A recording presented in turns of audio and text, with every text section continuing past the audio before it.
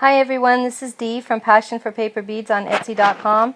Today I will be demonstrating using my tutorial template A-1.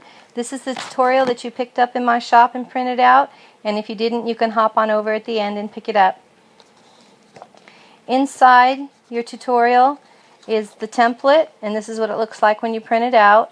You can either open your file and print directly onto your cardstock, or you can print out a hard copy like this and just flip it and put it this way on your flatbed scanner and then print it out onto your cardstock.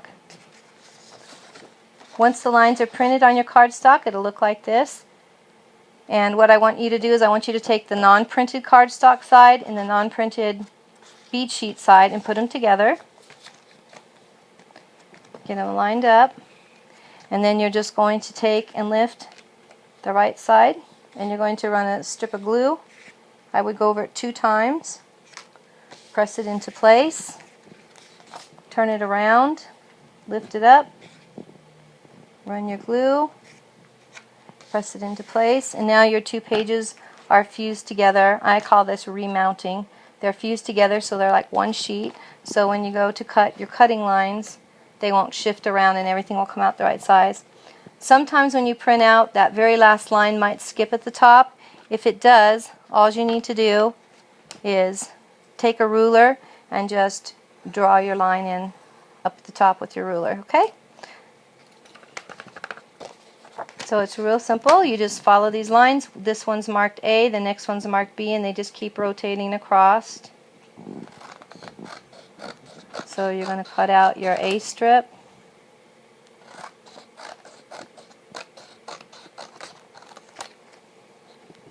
And then your B's. And as you cut these, I like to separate them and put all the A's on one side and all the B's on the other. It'll make the next step a lot easier for you. So there you have your A strip. This is they have 2 ends. This end is wide and this end is narrow. And the same with the B strip. It's wider at one end and narrow at the other. The next thing you want to do is take once you have them all cut out, to look like this, and you want to find 2 of the A's and 2 of the B's that are as close to matching. We're going to start off by making the large earring beads, and the bead rollers that I use are from C-Bar 5 Creations on Etsy.com. They look like this, the set of 5. Today we're going to be using the orange roller. The thing I like most about these rollers is the handles are 5 inches long. They're color coded with the squishy grips, and the squishy grips really help you to control, and they clear the side of your hand so it won't agitate your skin. So we're going to be using that one. And the first thing I want you to do is take your A strip, and you're going to go to the bottom and you're going to cut off the tip at an angle. You flip it over. You can see how that's cut at an angle right there. You're going to do that with both of your A strips. And then the next thing you're going to do is you're going to open them up like this. You're going to grab the cardstock on the back side and the tip, and you're just going to gently separate those. And you're going to cut off about 1 inch at the bottom.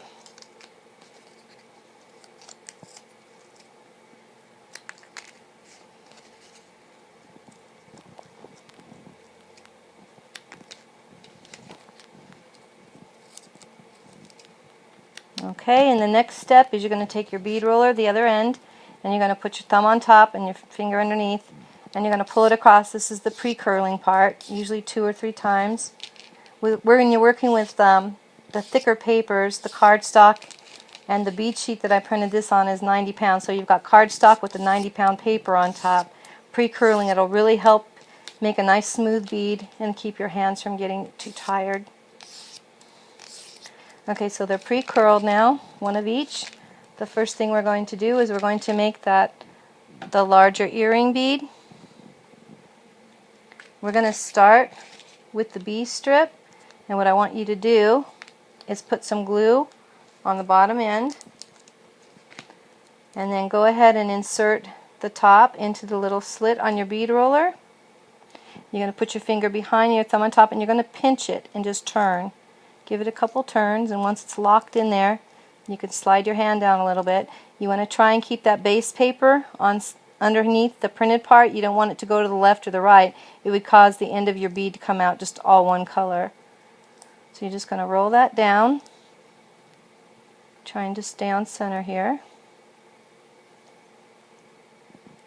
Then when you get to the end, you're going to flip it over, put a little bit more glue, and you're going to roll it down to just about 1/4 of an inch left, sticking up like that.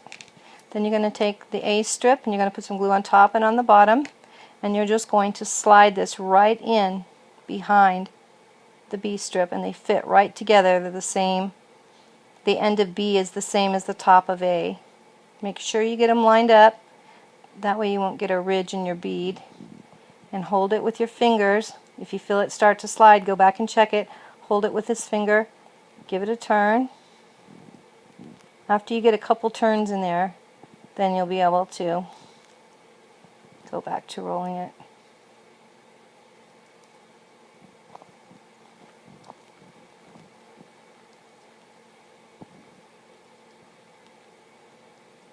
And then hold it with this finger, put some glue on the end, continue to roll that down. Make sure the very end of the paper's got enough glue on it. You want it to make really good contact, so later when you're base coating and you're dipping the beads in the glaze, you don't want the ends to pop up on you. At this point, the bead's rolled now. What you want to do is, while it's still in the bead roller, you get your fingers in there and you can push up and adjust it if you need to, so that the distance from here to here is the same as from here to here. It's a little bit more on the bottom. Then to remove your bead, you're going to put your 2 fingers behind, your thumb on top, and before you're rolling away from yourself, this time you're going to roll towards yourself. You might hear the little paper pop, and then you just wiggle the bead back and forth, and you have your first finished bead.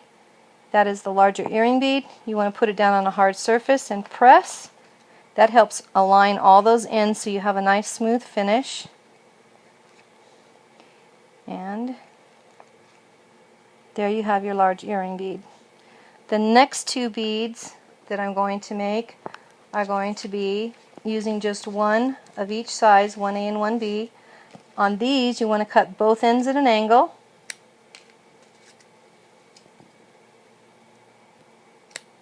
And go ahead and release your paper and cut off 1 inch.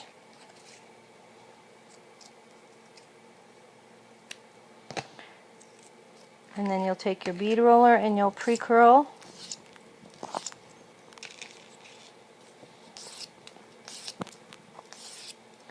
And I'm going to start with B. Put some glue on the end. Go ahead and slide it in the slot on your bead roller. Remember to pinch when you make those first few turns. And I'm rolling with quite a bit of tension.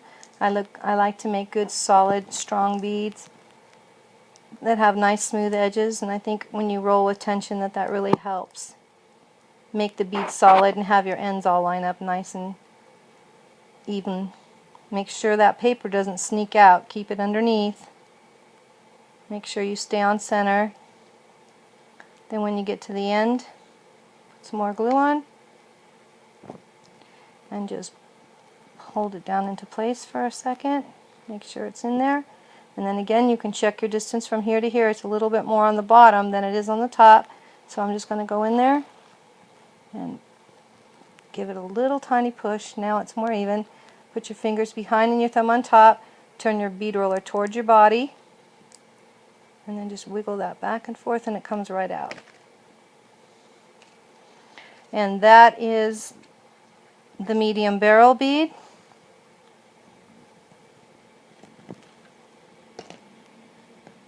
And then we're going to make the small one. Put some glue on the end.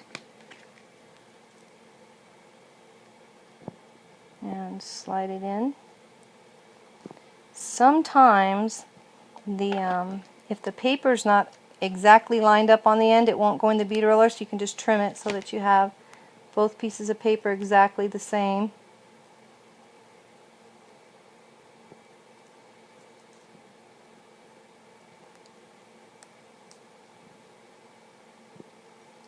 Just make sure you're staying on center.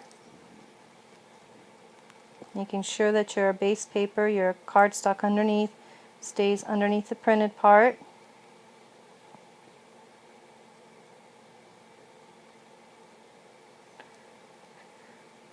Then when you get down to the end, you just want to put a little bit more glue on the end and roll it down into place.